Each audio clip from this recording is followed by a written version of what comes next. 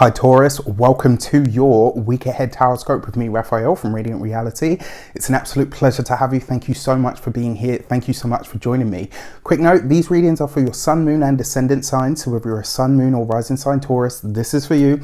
And I always advise that you watch all three to get a clearer, more complete picture of how they're going to speak to you. With that said, remember they are general reads. Not everything's going to resonate with everybody. That is just fine. You should always use your own discernment.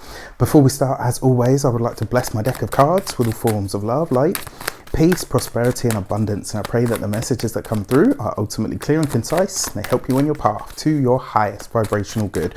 So for your key to the week this week, you don't have anything at the moment. All right, for your key to the week this week, you have the Emperor.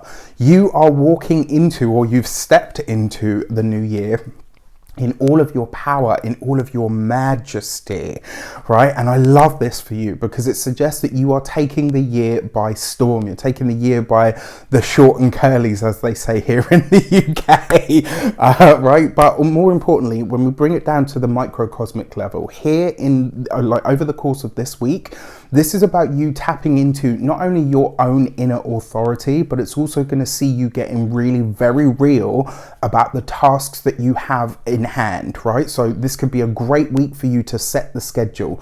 This could be a great week for you to start getting things in sequence. Like if there were ever a time for you to do the whole setting goals and all the rest of it, this would be a good week to do so. This would be a great week for you to write a plan, to set out your intentions, to really get very clear on what it is that you're trying to create or what it is that you are really wanting from this space. Now, on a more sort of practical, mundane level, this may also be a week where you're interacting with bosses, people that are in positions of authority. Maybe some of you are having to look at certain paperwork, documentation.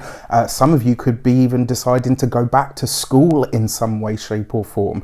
Now, you know, that school can take so many forms nowadays. It doesn't always have to be in a classroom. This could literally just be you rededicating yourself to learning something. All right, so this is a week to get into it. With that said, if you are a continued subby for all of last year and this year, really, I send you so much love. Thank you. If you're new to my channel, please don't forget to like, share, and if you should so choose and this resonates, hit that subscribe button. For your actions and options this week, you've got the Seven of Swords. So this is an interesting card, right? Especially because you've got it with this coupled with this Emperor energy. The first thing I want to say to you, because if you've been with me long enough, you know this is my least favorite card in the deck. I absolutely hate this card. And I don't really hate many things. Such a wasted energy. But what this says to me is, first of all, I don't think that this is lies and deceit. I actually think this is a week where you're going to have a near miss with something, right? So if you can see a situation arising with a boss, with a superior, maybe a person in a position of authority, or you're that person, this is a week, if you can feel the red mist rising, just let it go, right? This is, I don't know why, but I'm getting this sense that this is going to be a week where something passes you and it's kind of like you can either get into it and waste all of that energy, or you can just keep it going. There's going to be a near miss with something this week. Now, for those of you that do have legal challenges and or situations going on, there's going to be what they kind of call on the TV like a break in the case this week. So if you've been struggling with something or against something this week, it's like the winds of change just kind of set in motion and you might be like, oh, okay, cool, this is going to be all right.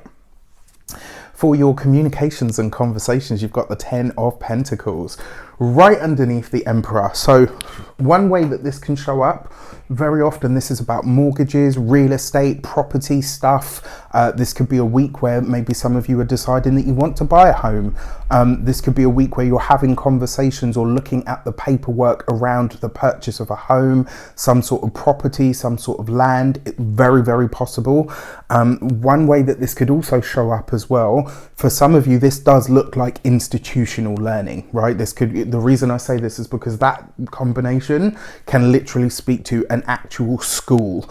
So, you know, this might be something to do with school for you, but it could just as easily be for one of your children if you have them. For some of you, this might be deciding to step into the role of teacher in some way, shape or form. Eventually, all of these things, anything to do with education that is started this week or imprinted at least this week, could be very lucrative because it is the Ten of Pentacles. For those of you that are employed by somebody else, it looks like there is more training on its way in for you, right? So if the boss or the superiors, etc., come to you and say, look, we want to send you on this course, we want to get you this qualification, all of that stuff, jump in with both feet.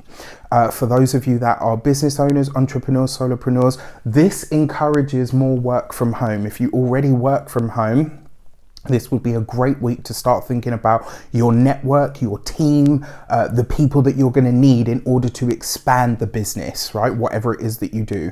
And then when it comes to those of you that are retired or no longer working, I mean, if you're planning to invest in any sort of real estate, property, house flipping, buying land, all of that kind of stuff, this week is highly favored for doing the research.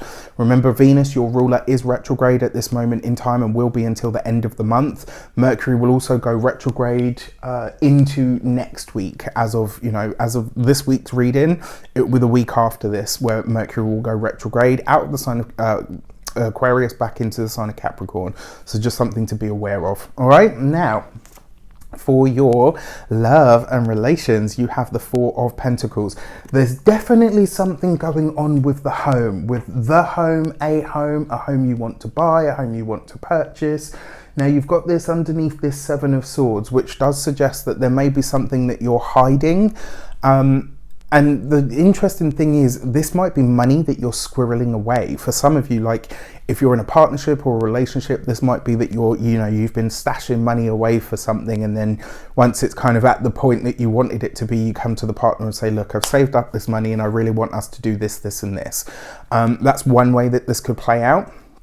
Another way that this could show up, because you've got the Ten of Pentacles. Usually the Four of Pentacles shows up when somebody is saving for, I've seen it a lot, should I say, when someone's saving for a house, right? This tends to be, in the way that I read and the way that I've seen it and experienced it for my clients, it usually shows up when someone is not hoarding money, because lots of people are like, oh, this is about greed.